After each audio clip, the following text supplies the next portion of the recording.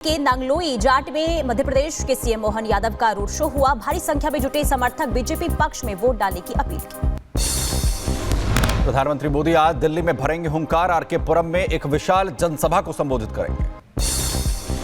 मिल्कीपुर में आज सीएम योगी आदित्यनाथ की रैली होगी। 1 लाख लोगों की भीड़ जुटने की संभावना है। भाजपा प्रत्याशी के लिए करेंगे वोट की अपील।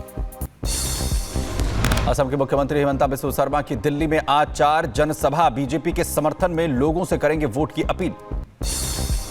आज दिल्ली दौरे पर राजस्थान सीएम भजन लाल आज दिल्ली में 3 जनसभाओं को करेंगे संबोधित। शक्कर बस्ती और आपको बता दें कि साथ ही साथ अलग अलग जनसभाओं को भी संबोधित करते हुए नजर। हरियाणा के सीएम नायब सैनी आज दिल्ली में 2 जनसभाओं को करेंगे संबोधित, तो वहीं मुनका सुल्तानपुर माजरा विधानसभा को संबोधित करेंगे नायब सैनी। बीजेपी का केजरीवाल पर बड़ा हमला, कहा केजरीवाल की बौखलाहट साफ नजर आ रही है। दिल्ली में आपदा ने सिर्फ किया है घोटाला। दिल्ली में चुनावी माहौल गर्म है और स्वाभाविक रूप से अरविंद केजरीवाल जी की बौखलाहट स्पष्ट दिखाई दे रही है। आप संयोजक अरविंद केजरीवाल ने बीजेपी पर साधा निशाना, कहा चुनाव में साजिश कर रही है बीजेपी। अगर बीजेपी आई तो खत्म कर देगी सारी झुग्गियां। अगर गलती से बीजेपी की सरकार आ गई तो आपकी झुग्गी बचने वाली नहीं है। सारी झुग्गियां ये 6 महीने में तोड़ देंगे। दिल्ली में बीजेपी ने लॉन्च किया एक और कैंपेन सॉन्ग। बीजेपी सांसद मनोज तिवारी ने गाने की लॉन्चिंग की। गाने के बोल, दिल वालों को अब बीजेपी सरकार चाहिए।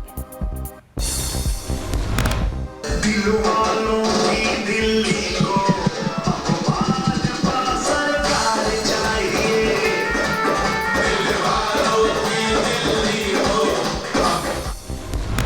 आप संयोजक अरविंद केजरीवाल ने मुख्य चुनाव आयुक्त को लिखा पत्र। आप कार्यकर्ताओं पर हुए हमले को लेकर चिट्ठी लिखी। चुनाव आयोग के सामने रखी 4 मांगे। बीजेपी ने केजरीवाल पर बोला हमला, कहा केजरीवाल के बयान में दिखाई दे रही है बौखलाहट। केजरीवाल को सता रहा है हार का डर। जिस तरीके की बौखलाहट, खिसियाहट और घबराहट केजरीवाल जी के बयानों में नजर आ रही है, मुझे लगता है उसके बाद भली भांति समझा जा सकता है कि किसको अपनी हार दीवार पर लिखी हुई इबारत की तरह साफ साफ नजर आ रही है। केजरीवाल ने बीजेपी पर साधा निशाना, कहा बीजेपी कर रही है गुंडागर्दी। आप कार्यकर्ताओं को दी जा रही है धमकी। बीजेपी ज्वाइन करने का बनाया जा रहा है दबाव। को कहा जाता है कि भारतीय जनता पार्टी ज्वाइन कर लो, नहीं तो देख लो तुम्हें बर्बाद कर देंगे।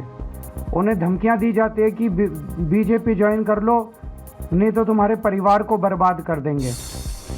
उत्तराखंड के सीएम पुष्कर सिंह धामी का केजरीवाल पर हमला। यमुना नदी को साफ करने का केजरीवाल ने किया था वादा। पिछले 5 सालों से जनता को बनाया मूर्ख। 2020 के अपने चुनाव घोषणा पत्र में भी कहा था कि यमुना जी को हम अगले वर्ष साफ कर देंगे। पिछले 5 वर्षों तक लोगों को केवल आंखों में लोगों की धूल झोंकते रहे। अब यमुना जी पर फिर से जो है कि अगले वर्ष में यमुना जी को साफ कर दूंगा, ये पूरी उनकी घोषणा है, झूठ है। बीजेपी नेता मनजिंदर सिंह सिरसा का केजरीवाल पर हमला, कहा चुनाव पास आते ही हमले का कार्ड खेलते हैं केजरीवाल।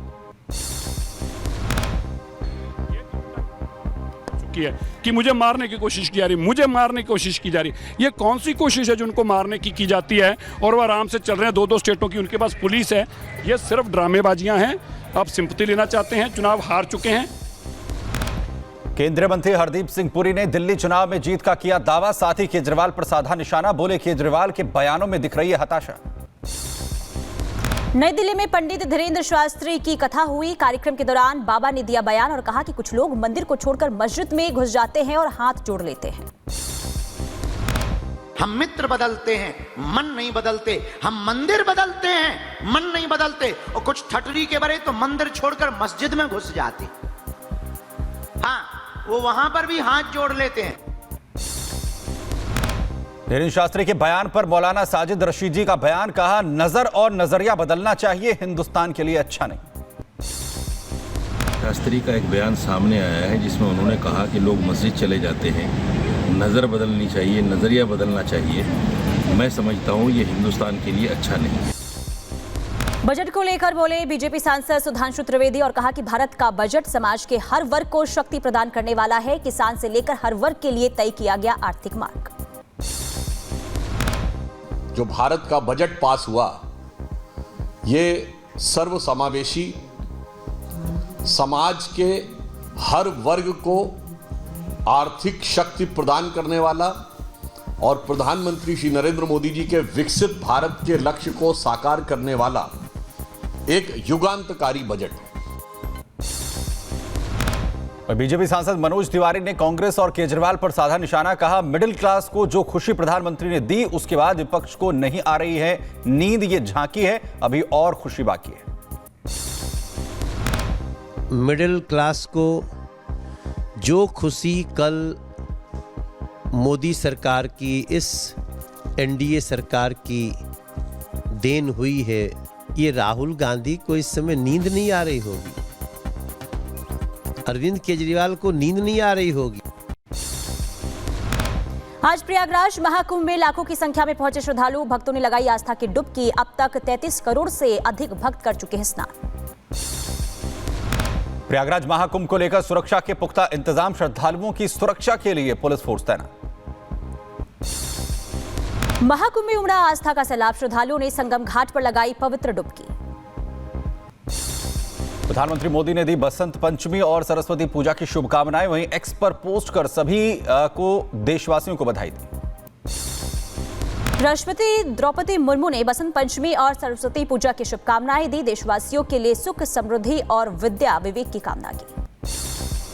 अयोध्या में उमड़ी भक्तों की भीड़, तो वहीं हनुमानगढ़ी मंदिर में भक्तों की दिखी लंबी कतार, दर्शन के लिए दूर दराज से पहुंच रहे हैं लोग। बसंत पंचमी के अवसर पर हरिद्वार में उमड़ी श्रद्धालुओं की भीड़, गंगा नदी में भक्तों ने लगाई आस्था की डुबकी। कुंभ में भटके हुए बुजुर्ग को पुलिस कर्मियों ने सकुशल वापस घर भेजा, परिजनों ने पुलिस प्रशासन का जताया आभार। उत्तर प्रदेश के बहराइच में संचालित 90 मदरसों की मान्यता हो सकती है रद्द, डीएमओ ने की सिफारिश, नेपाल सीमा से सटे मदरसों की संदिग्धता को देखते हुए संज्ञान लिया गया। लखनऊ में सिपाही ने वर्दी को किया शर्मसार, तो वहीं पीएससी के सिपाही पर सिक्योरिटी गार्ड और महिला गार्ड से मारपीट का आरोप, सिपाही की मारपीट का वीडियो वायरल। इधर उधवा झील को मिलेगी अलग सांस्कृतिक पहचान, विश्व पटल पर दर्ज हुआ साहिबगंज का पहला रामसर साइट। आपको बता दें कि जलवायु परिवर्तन मंत्रालय के मंत्री भूपेंद्र यादव साझा उन्होंने ये जानकारी दी है। उत्तर प्रदेश के मथुरा में पुलिस और बदमाशों के बीच मुठभेड़ हुई है। मुठभेड़ के दौरान शातिर बदमाश घायल हुआ है, एक अवैध तमंचा, एक जिंदा कारतूस और मोटरसाइकिल बरामद। उत्तर प्रदेश के बस्ती में मां बेटी की हत्या का मामला सामने आया है, पुलिस को बड़ी कामयाबी मिली है। पुलिस ने मुख्य आरोपी बलवीर को गिरफ्तार कर लिया है, आरोपी पर था 50,000 का इनाम। उत्तर प्रदेश के मुजफ्फरनगर में पुलिस और बदमाशों के बीच मुठभेड़ हुई है, 2 अलग अलग जगह पर फायरिंग में 2 बदमाश घायल हुए हैं, घायलों को अस्पतालों में भर्ती कराया गया है। उत्तर प्रदेश के मुजफ्फरनगर में पुलिस और बदमाशों के बीच मुठभेड़ हो गई, हत्या और दुष्कर्म का आरोपी घायल है, इलाज के लिए अस्पताल में कराया गया भर्ती। मणिपुर में जबरन वसूली का मामला, वसूली के आरोप में सुरक्षा बलों ने कट्टरपंथी मैतेई संगठन के 3 सदस्यों को गिरफ्तार किया। ओडिशा पुलिस ने अंतर्राज्यीय डकैती गिरोह का भंडाफोड़ किया है, 8 अंतर्राज्यीय लुटेरों को गिरफ्तार किया गया है, बदमाशों के पास से 3 करोड़ 51 लाख नगद बरामद हुए हैं। राजस्थान के जोधपुर में बीच सड़क पर बदमाशों ने पुलिस कांस्टेबल के साथ मारपीट की है, पुलिस ने तीनों बदमाशों को गिरफ्तार किया, मारपीट का वीडियो हुआ वायरल। उत्तर प्रदेश के बुलंदशहर में शख्स की हत्या का खुलासा हुआ है, मामी और भांजे ने दोस्त के साथ मिलकर की थी हत्या, पुलिस ने मामी भांजे समेत दोस्त को गिरफ्तार किया। दिल्ली और हरियाणा पुलिस ने की बड़ी कार्रवाई, गैंगस्टर जोगिंदर को किया गिरफ्तार, वहीं लंबे समय से विदेश में था गैंगस्टर।